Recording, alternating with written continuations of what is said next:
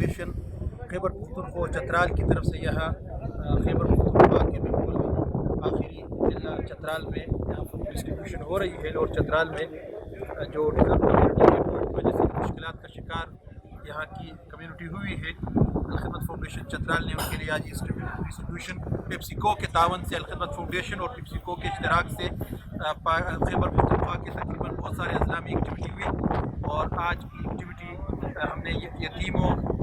بیواؤں، person with disabilities اور اس طرح وہ تمام لوگ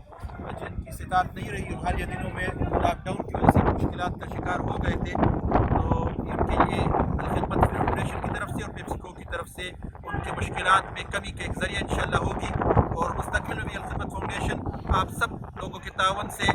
لوگوں کی مشکلات کو کم کرنے کے اس مشن میں آگے بڑھے گی، اور اس میں بلا تفریق انسانیت خدمت کا جو ماٹو ہے کہ جس میں رنگ، علاقہ، رنگ، نسل، زبان سب سے بالاتر ہو کر انسانیت کی خدمت کو